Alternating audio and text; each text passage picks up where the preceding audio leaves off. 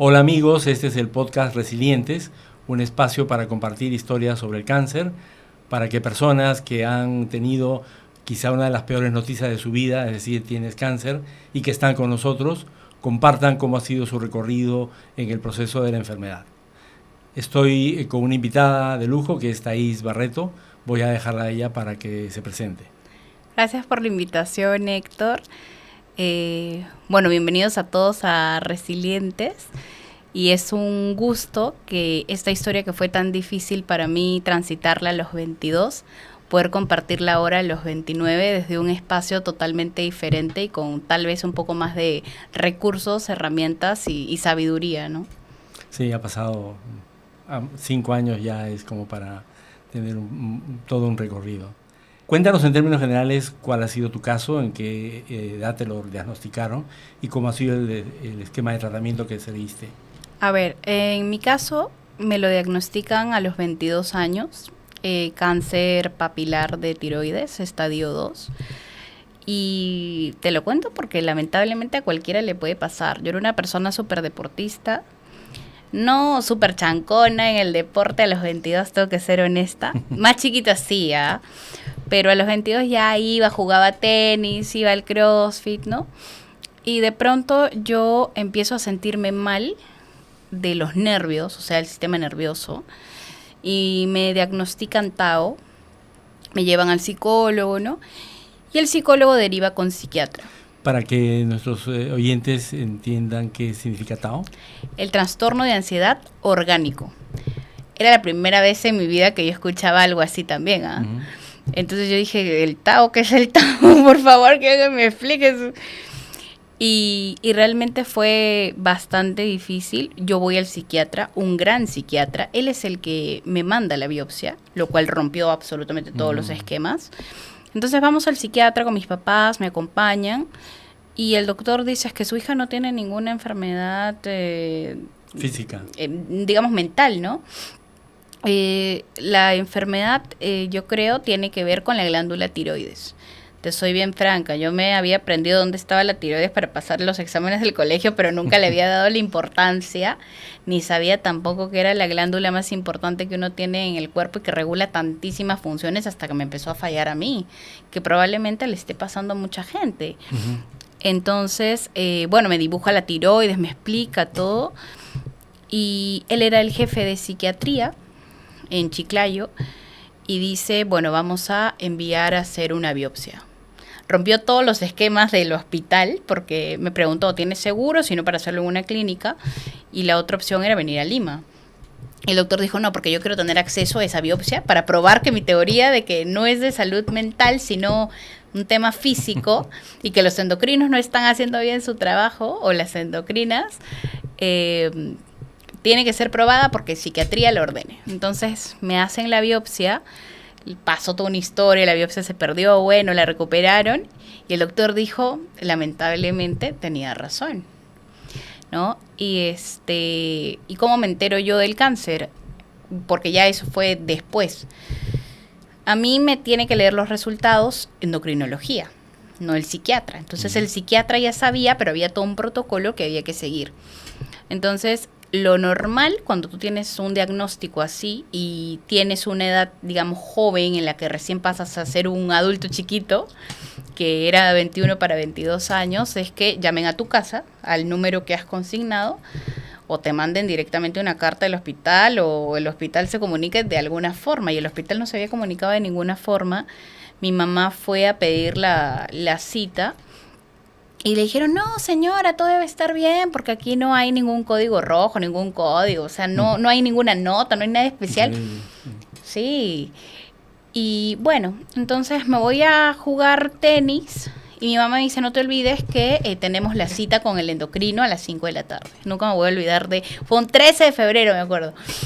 Y le digo, mami, ¿pero para qué vas a ir conmigo? Porque 2 años antes yo ya había tenido un nodulito chiquito, me habían biopsiado, habían traído la biopsia acá a Lima, a Taxa, y todo había salido benigno. Entonces yo dije, ay, es el mismo nódulo, mamá, ¿qué va a haber pasado? Lo único que van a hacer es ajustarme la levotiroxina y bueno. Entonces mi mamá me hace caso y no me acompaña, mi papá no le insiste, dice, Vane, bueno, si quiere ir sola, que vaya sola. Salgo del CrossFit y ni bien entro al consultorio del endocrinólogo. El endocrino me mira con una cara de devastación, Héctor, que yo ya sabía que me iba a decir, tienes cáncer. No tuvo que decirme nada y yo ya estaba llorando. Entonces, lo primero que el doctor hace es a su enfermera, voltea, la mira y le dice, por favor, tráeme agua. Le traen una botella de agua y el doctor me dice, vamos a hablar de los resultados de tu biopsia, pero tenía una cara de funeral. Ya, y se estaba vendiendo. Sí, total y absolutamente. Y yo dije, Dios mío, bendito. Y cómo es la mente humana, ¿no? Yo había leído hacía unos meses atrás la entrevista a una actriz en Somos, no me acuerdo qué actriz era, pero una de teatro yo había leído y me dio mucha pena porque ella ya iba a fallecer, creo que después fallece. Y ella decía que al momento en el que el doctor le dice tienes cáncer, ella no se puso a llorar, o sea, fue fuerte. Y en ese momento, mientras el doctor me iba diciendo, y yo era María Magdalena llorando, yo decía, pero no puedo llorar porque otra gente no llora. O sea, encima quieres controlar. Cada persona reacciona a su manera, ¿no? Claro, y encima quieres controlar un momento que es tan difícil para todos porque cada quien reacciona como tiene que reaccionar. Y como te decía fuera de cámaras, yo tenía 22 años, no sabía nada de la vida, no había vivido nada. Mi máxima preocupación era qué raqueta nueva iba a comprarme, con qué vestido iba a salir de juerga, y de pronto era como que sales, haces tu vida normal y regresas con cáncer a tu casa, ¿no?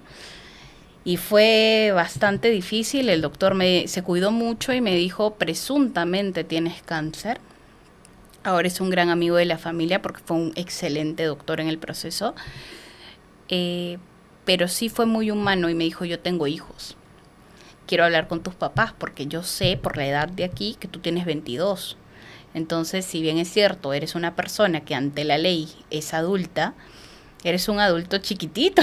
Entonces, y lo que viene es un monstruo que es prácticamente, y me lo dijo así de crudo, es un monstruo que vas a tener que sortear y no lo vas a sortear sola, ¿no? Y me preguntó cómo era mi relación con mis papás, le dije súper buena, y sí le extrañó que yo hubiera ido sola a recibir el diagnóstico, y me dijo, pero no te llamaron en ningún momento. Y le dije, no, es que el hospital no me dijo absolutamente nada.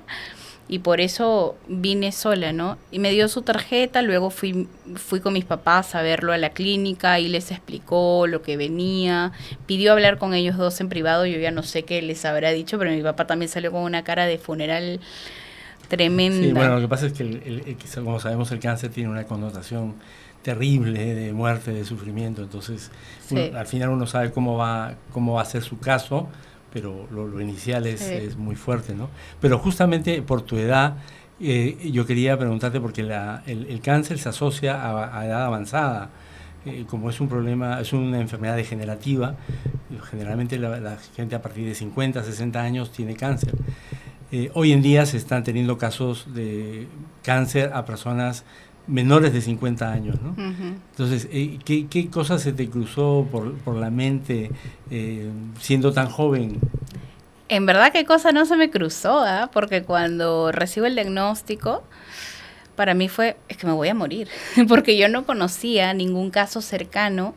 Había visto lamentablemente cáncer en niños y cáncer en tíos míos que después fallecieron, que eran muy mayores, como lo mencionas. Entonces, yo no había visto un caso próximo de nadie de mi edad que hubiera tenido algo así, menos el tipo de cáncer que yo tenía en el estadio en el que yo tenía.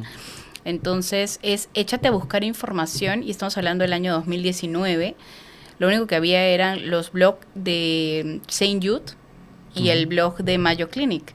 Entonces empezamos a leer un poco. Cometí el error de leer demasiado también, porque yo había leído las 500 maneras de morir en el quirófano y fue bastante difícil. Llegó un punto en el que el mismo médico era como, ya no leas más, por favor.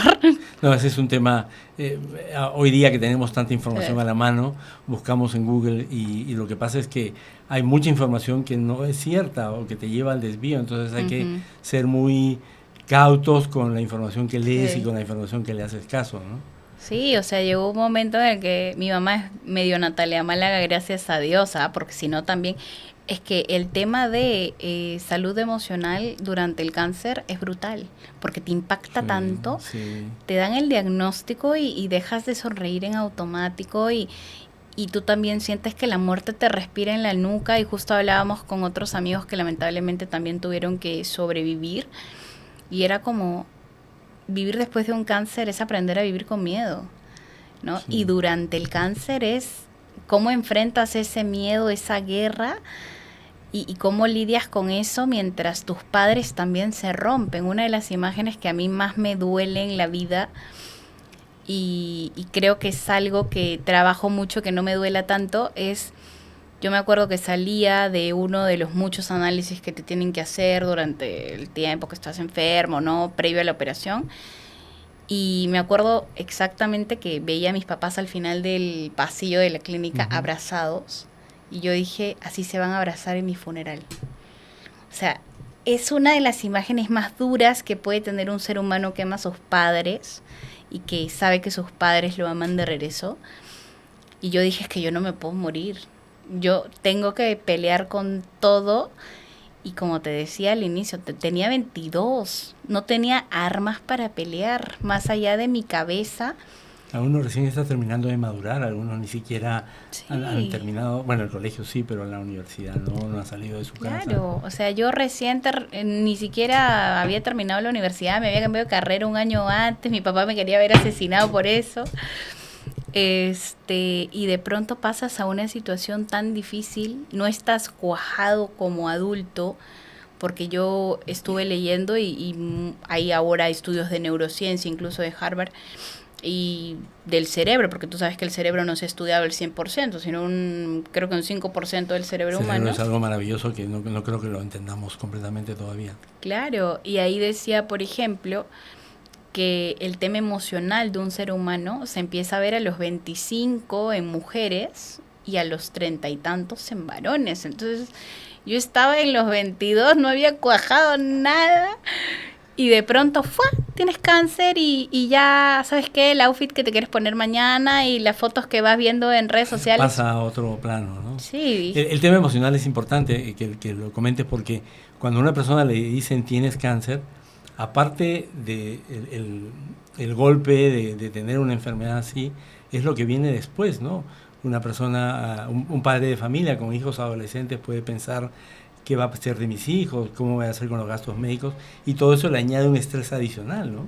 Por supuesto, en mi caso era la culpa, porque yo decía, a ver, gracias a Dios mi papá tenía las posibilidades financieras, pero también nos ha tocado ver, porque nosotros somos de Chiclayo, y si bien es cierto veníamos todos los veranos a la casa de la abuela en Lima, porque mi abuela sí vive acá, era traslada tu vida de Chiclayo a Lima, porque si no, tu hija en provincia se muere.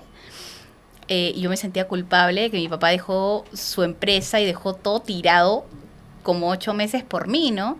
Entonces también es el estrés de que estás luchando por tu vida, de que ves todo eso. Sí, ves a tus papás dejar sus vidas tiradas. Mi mamá dejó el trabajo, vinieron a cuidarme totalmente, me pusieron una persona que me cuide también, porque quiera que no, pues después de una operación también vienen los cuidados, ¿no? Tú me preguntabas un poco de qué me mandaron. Lo primero que dijo el endocrino fue cuello y cabeza, vayan al cirujano y hay que operar porque hay que sacar, luego hay que mandar eso a biopsia.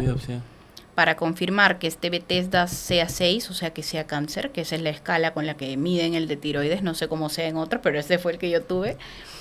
Y si sale otra vez 5 o 6, hay que mandarla a yodo radioactivo, que por el nombre te imaginarás que ver a los doctores entrar vestidos como en Chernobyl y con un radar ha sido lo más bizarro que me ha pasado en la vida, ¿no?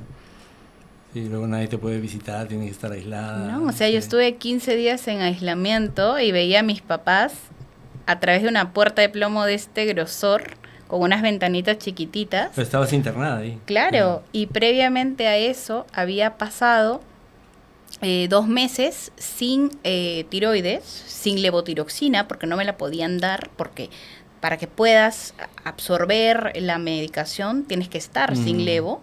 Entonces había ganado 12 kilos en un mes, ¿no? Que es brutal, porque no había tiroides, no había que regule. Y aparte de eso, toda la comida era sin sal. Entonces, súmale una depresión horrorosa, porque vivimos en un país donde se come buenazo, y yo comía cosas que sabían, discúlpeme la expresión, me ponen un bip, pero mierda, Era horrible, era horrible, de verdad. Y mi nana era como, me dejó de gustar el arroz con pollo una larga temporada porque no me sabían a nada, ¿no? Pero sí, lo más brutal era ver a los doctores cada cierto tiempo entrar con los radares y ver si yo irradiaba o no, porque estaba tomando yodo radioactivo. Sí.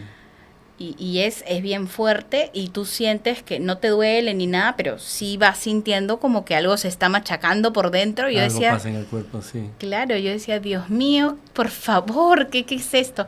Te juro que me sentía en Pulp Fiction, algo de eso. O sea, me parecía muy, muy loco, muy bizarro. Yo me pellizcaba, decía, estoy viva, no estoy viva, ya me morí. ¿Qué clase de infierno es este? No entendía qué pasaba. Mira, quiero pasar a otro tema y es, porque como yo le explico siempre a la gente con la que hablo, que el cáncer está relacionado con un tema emocional, ¿no? Y tú, o con otros factores, no necesariamente, ¿no? Por ejemplo, el tabaco tiene una influencia importante, el exceso de alcohol, pero tú pensaste en algún momento que algo que podías haber hecho o algo en tu vida podía haber sido determinante o pudiera haber incrementado el riesgo de que Sí. enfermaras. Mira, el tema de dos temas súper importantes. El tema de los duelos, porque yo perdí mucha gente en un espacio de tiempo muy corto, familiares directos, amigos, incluso una persona que quise muchísimo. Entonces, esos duelos, el no, creo que ahora le dicen duelarlo, algo así, ¿no? No llorarlos, tragarme esas emociones y decir, no, porque yo soy fuerte, mi familia es mucho de no se llora, ahora ya todo el mundo llora, ¿no? Porque es que lo que tú no gritas, el cuerpo lo grita al final. Exactamente, sí.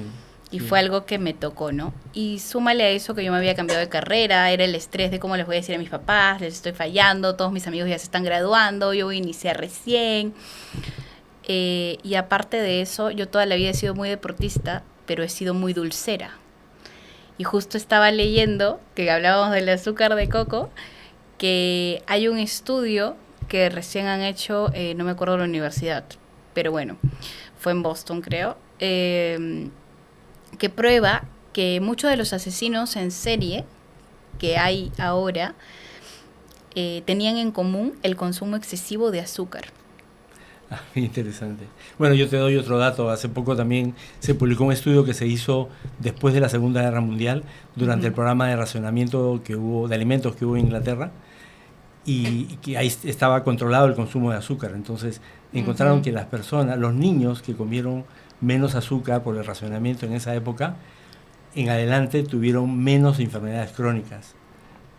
O sea, lo cual también prueba, ¿no? Pero cuéntame más de tu... Sí, totalmente. O sea, una de las cosas que yo hice luego bueno, que me estás ayudando tú también con el tema de la alimentación consciente y esto, fue, este año cumplo 30, quiero aprender a comer, quiero dejar de pelearme con mi cuerpo que no tiene la culpa de haber sobrevivido lo que sobrevivió, de ganar y perder peso porque no tiene tiroides, y hay temporadas en las que puedo perder mucho peso y hay temporadas como ahorita en las que me están ajustando la levotiroxina de nuevo porque ya no estaba haciendo efecto, que pasa. Y es algo que no te dicen, es algo que tú descubres, ¿no? Yo, por ejemplo, hace un par de meses empecé a ganar mucho peso muy rápido y mi oncólogo me citó y me dijo, mira, nosotros seguimos en un proceso remitivo, lamentablemente, tú estás sana y todo lo que quieras, pero se llama remisión, que son un periodo de 10 años, ¿no? Tú estás en el año 5, yo tengo que seguir ajustándote las medicinas hasta que tu mismo cuerpo vaya entendiendo cómo vas funcionando ahora, y es redescubrir eso también. Y yo le dije, yo este año yo no sé qué haces, pero yo a mis 30 llego bien, llego con esa campana tocada. Y ahorita es, ok, no comas los azúcares, ¿no? A mí no me ha costado quitarme tanto el azúcar, la harina sí, que al final termina en azúcar también. Es lo mismo, prácticamente. El cuerpo lo metaboliza igual, ¿no? Sí, fue algo que aprendí gracias a ti, Héctor, de verdad, a la alimentación consciente, que a veces uno no le toma la importancia, que incluso el arroz termina siendo azúcar. Entonces yo era como, Dios mío, ya, pero es que yo no como postres. No, pero te zampas todo lo demás. Entonces, ahora sí me he puesto de meta y lo estoy cumpliendo. el tratar de consumir nada de azúcar o muy poquito, porque a veces sales, tienes compromisos y es muy difícil, pero sí he visto que el azúcar es, yo creo, una de las razones por la que la gente tiene tanto cáncer hoy. Yo veo este cáncer que no era famoso cuando yo lo tuve porque no había información de absolutamente nadie, de nadie, que cada día lamentablemente es más popular y ahora tengo amigos de mi edad que lo están teniendo. Y qué horrible, porque es gente que quiere, gente que conoces y que tú ya lo pasaste y sabes todo lo que se les viene. Y me ha tocado con amigos muy cercanos decir, pues ya no te asustes cuando el doctor entre con su radar. Pero, claro, definitivamente, el cáncer tiene distintos factores de riesgo. La alimentación es uno de ellos, pero hay otras cosas que pueden ser. Sí. Pero el tema emocional es muy importante y quería tocar lo que tú mencionabas de los duelos, ¿no? Porque cuando alguien tiene una pérdida, no necesariamente cuando muere alguien, sino otras cosas pueden ser una pérdida fuerte para uno. Uh-huh. Es importante que esa persona procese el duelo, y el duelo significa aceptar esa pérdida, porque a veces uno se resiste. Entonces, aceptar la pérdida, y eso ya poco a poco va siendo natural, y a veces es importante hablar. Y curiosamente, esta parte del cuerpo tiene que ver con expresar las emociones, y cuando uno no expresa las emociones, la energía se queda atracada ahí, y ahí puede ser cáncer, pueden ser otras cosas, pero te pueden afectar la salud, ¿no? Sí, tú sabes que justo antes del podcast tuve mi sesión de alfabionismo, ¿no? Que es el alineamiento de todo lo que son las vértebras y todo el tema. Y aparte Lili, que es quien me da la sesión, hace biodescodificación y todo ese tema. Entonces, trabajarlo años después, porque si a los 22 me ponían a trabajar mis duelos aún habiendo tenido cáncer, yo te iba a decir, no, a mí me dio cáncer porque ya, pues me dio cáncer, ¿no? Pero ya con el tiempo, con las terapias, yo sí me fui un poco más por el tema alternativo, te soy bien franca, porque para mí fue muy bizarro ver un doctor con un radar, y yo dije, esto no lo vuelvo a vivir, pero nunca más en mi vida, ¿no? Y yo dije, yo tengo que llegar al origen de esto. Obviamente seguí el camino de la medicina tradicional primero, pero me di cuenta de que no era la solución. Yo sí tomo la medicina que tengo que tomar para estar con vida, pero también busco otras opciones y digo, yo tengo que aprender a leer mi cuerpo, porque este cuerpo es totalmente diferente al cuerpo que entró antes de tener cáncer y al cuerpo que tuvo cáncer. Este es el cuerpo post, y aún así hay días en los que yo me doy cuenta que estoy mal y tengo que ir al doctor porque no me puedo levantar de mi cama. Y eso es algo que la gente no te dice, y es que no tienes tiroides. Claro. Es un órgano que no está ahí. Con los medicamentos se trata de que tu cuerpo funcione de la misma manera, pero no es tan fácil porque nuestro cuerpo, cada órgano es una maravilla en sí misma, ¿no? A ver, en mi caso, por ejemplo, a mí me tocó procesar los duelos recién en el 3er año post-cáncer, ¿no? Me daba cuenta de que, como dices, la tiroides es precisamente todas esas cosas que no lloras, que callas, que no dices, y no necesariamente son duelos de personas, son duelos de etapas de tu vida, de cosas que como niño, como adolescente... Algo que ya no está, ¿no? Claro, de repente no pude ir a jugar un campeonato de tenis y en mi cabeza eso era una desgracia y no lo entendí hasta que fui muy grande, ¿no? Y yo me voy a vivir a Madrid, entonces ahí empiezo a tomar terapia y ahí llego a darle la importancia al tema emocional, ¿no? Y Jorge, que fue mi terapeuta en Madrid, y ya luego he retomado en Lima con una tanatóloga que es especialista justo en temas oncológicos y también de duelos, a poder empezar a decir las cosas, a no callármelas, así parezcan tontas. El cortisol se eleva tanto que puede terminar en un cáncer, y no te das cuenta de que aquello que tú crees que es algo tonto puede terminar contigo viendo un doctor con su radar. Para aclararlo, el cortisol es una de las hormonas que genera el cuerpo cuando estamos bajo estrés, ¿no? Y genera una serie de cambios químicos que afectan a la salud, ¿no? Sí. No, y yo dije, esta experiencia yo no la vivo nunca más en mi vida, y Y sí me ha tocado, porque no creas que termina el momento cuando te dicen tienes cáncer. O sea, después pasas por toda una junta médica y cada doctor te dice una desgracia peor que la anterior. Yo nunca me voy a olvidar de la ginecóloga. Yo tenía 22 años y que me dijo, si sobrevives a esto, a esto, vas a tener que tener mucho cuidado de con quién te casas, porque le vas a tener que dejar a tus hijos. Prácticamente me dijo, no tengas hijos porque no los vas a ver crecer. Entonces... Qué terrible. Sí, y es la deshumanización del paciente, pero al extremo, ¿no? Entonces es bastante duro, bastante difícil y yo creo que cuando uno tiene cáncer lo único que tienes que hacer como amigo, como familiar es ir a abrazarlo, no tratar de controlar el proceso, como dices, acompañarlo, apoyarlo, no juzgarlo, porque también viene mucha crítica, mucho de... No te dejes derrotar. Oye, me acaban de poner potasio a la vena, me arde el alma, claro. no estoy Se así. Dice fácil, pero es mucho más complejo decirlo, ¿no? Y sí, pues es muy importante el apoyo, pero cada persona, como decía, tiene el proceso de una cierta manera. Y lo que quería decir es, en los médicos se basan mucho en las estadísticas, ¿no? Este tipo de cáncer, en este estado, hay un porcentaje de que esta persona viva 5 años. Sí. Pero las estadísticas son hacia atrás, es cosa en base a lo que ellos han visto que pasa, pero eso no es el pronóstico de una persona, ¿no? Y ahí quiero, con lo que tú has comentado, quería tocar un tema, que es que uno que ha tenido experiencia de cáncer y que puede haber salido adelante, ha tocado la campana, pero cada paciente necesita sanar internamente, porque siempre hay alguna emoción que está ahí haciendo ruido. Sí. Y es importante que todos entendamos que aunque hayamos tocado la campana, tenemos que seguirle dando para asegurarnos de sanar. Si no sanamos, más adelante puede darnos otra vez una mala noticia, ¿no? Sí, total. En mi caso, por ejemplo, para mí fue muy duro cuando voy a biodescodificación y me dicen es que tú tienes rabia. Yo decía, pero soy una persona que se ríe todo el tiempo, ¿cómo voy a tener rabia? No estoy enojada, ¿no? Y empezamos a como que tratar de ver qué había pasado en los años antes y como te decía, muchos duelos que no lloré y que esa tristeza al final... Son emociones que están atrapadas, ¿no? Claro, y al final ya no era tristeza, era rabia, ¿no? Entonces me ha tocado llorarlo muchos años después, pero yo sí dije, y el doctor, uno de mis mejores médicos, sí fue muy honesto y me dijo, si tú no resuelves emocionalmente lo que pasó, va a volver.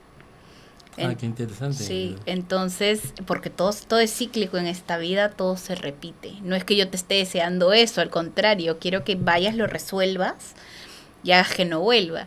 Entonces yo dije, pucha, encima de que me mandan a la guerra sin armamento, ahora me toca ir a todas las terapias y no, sí, es una chamba de todos los días y como decíamos, es aprender a vivir, porque sobrevives, pero aprendes a vivir con miedo constante, ¿no? Y a que eso no te paralice, porque sabes perfectamente bien cómo luce el infierno, pero también sabes perfectamente bien qué tienes que hacer para no regresar ahí. Sí, también se dice que tienes que aprender a vivir con tu enfermedad, ¿no?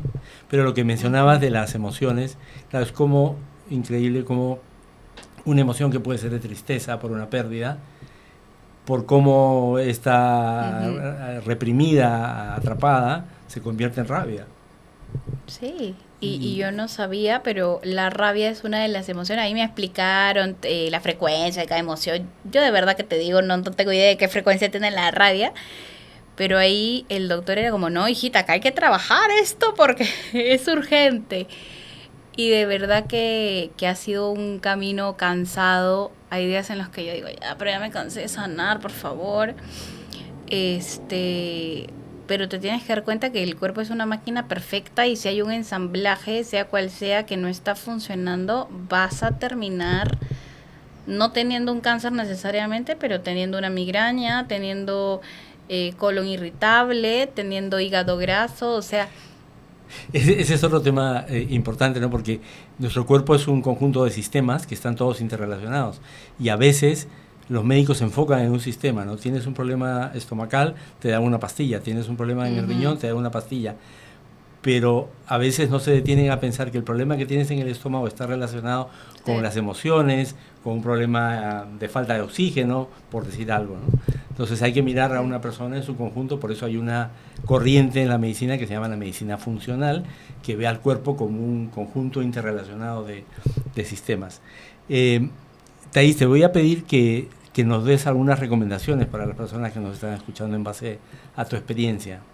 Bueno, primero que tengas la edad que tengas, revises la estadística, y es que todos nos vamos a ver lamentablemente afectados por el cáncer directa o indirectamente, porque cada una de 2 personas o lo va a vivir o lo va a tener que luchar con un familiar. Las estadísticas están brutales, ¿no? Entonces es tratar de cuidar la alimentación. Yo sé que no es muy fácil, pero en mi casa, por ejemplo, ya estamos con eso de los huevos de granja, el azúcar de coco, el aceite de coco, o sea, tratar de cambiar aquellos hábitos que tienes mal. Obviamente la comida procesada, al menos... La comida procesada es lo peor que puede haber. Sí, al menos en mi experiencia, yo de verdad, te soy franca, prefiero comerme un plátano a comerme otra cosa, esté donde esté, porque sé que eso va a ser un poco menos dañino. Ahora es otra historia de que no sabes de qué granjas o dónde, en qué tierra cosecharon eso, los aceleradores de la comida, pero sí tratar de cuidar la alimentación, no enfermizamente, pero lo más que puedas. Hacer deporte. Yo volví a hacer deporte luego de mucho tiempo porque yo me sentía luego sin tiroides tan agotada que ahora trato de hacer un deporte que me gusta, que es el tenis. Y de ir al gimnasio, no todos los días, así como un físico-culturista, porque claramente estamos en diferentes condiciones, pero sí ir, y mis coaches también son lo máximo, y es como, aquí nadie te apura, tú no vas a ir a una competencia, no eres un piloto de Fórmula 1, tranquila, relájate, claro, ven, no disfruta. Tomarlo siempre de forma natural, tener claro que hay que hacer ejercicio, no importa la forma, estarse moviendo, que hay que alimentarse bien. Y ser muy amoroso o amorosa con tu cuerpo, ¿no? Porque algo que me pasaba a mí era como, ya, pero pierdo peso, gano peso, o sea, te empiezas a obsesionar. Yo llegué a un punto en el que me pesaba todos los días, 3 veces al día, y tenía un Excel con el peso, cómo iba cambiando. Y de verdad que mi doctor, cuando le llevé, mi oncólogo me dijo, no sé si derivarte al psicólogo o atenderte yo, porque ya esto, o sea, qué lindo que seas aplicada, pero qué problema también, porque, hijita, te estoy ajustando a las medicinas, yo ya te dije que esto va a durar 10 años, acostúmbrate a que tu cuerpo va a tener temporadas súper buenas y va a tener temporadas que no son tan buenas, y deja de juzgarlo, porque... Y ahí cuando me dijo esta frase para mí fue brutal, tú sales de una guerra, es el equivalente a alguien que ha sobrevivido un holocausto pero en su propio cuerpo. Deja de ser poco amorosa, porque es el mensaje que le estás mandando a tus células también, ¿no? Entonces el cerebro es una computadora muy inteligente, y dirige el cuerpo en base a lo que tú piensas, ¿no? Y ahora ya todos los días es como, más bien veo y digo, oye, gracias por sobrevivir, porque como hablábamos hace un rato, yo he recibido potasio a la avena que te arde pero las entrañas, y así un montón de medicamentos que te retuercen, y digo, y sigo aquí vivita, parada en este podcast, y tienes que agradecerle a tu cuerpo que estuvo fuerte para enfrentar algo así. Sí, me quedo con algo que tú dijiste, o sea, cuiden su cuerpo, o sea, eso es lo que tenemos que hacer, cuidar nuestro cuerpo, porque mucha gente no cuida su cuerpo, no duerme bien, come mal, o sea, a veces come poco y a veces come muy mal, no hace nada de ejercicio, entonces después nos sorprendemos porque tenemos alguna enfermedad, ¿no? No solamente el cáncer, puede ser muchas otras. Y otra cosa que aprendí fue, no importa que estés delgado, eso no garantiza que estés sano, ¿no? Hay gente que está subida de peso que de pronto está más sana que tú porque hace todo para estar bien, ¿no? Entonces sí. Bueno, Thais, te agradezco mucho que hayas querido compartir tu historia para que mucha gente la pueda escuchar, muy, muy interesante. Y bueno, espero que nos veamos alguna vez más adelante en otro podcast. Esto ha sido el podcast Resilientes con Thaís Barreto, que nos ha contado su historia, y será hasta la próxima.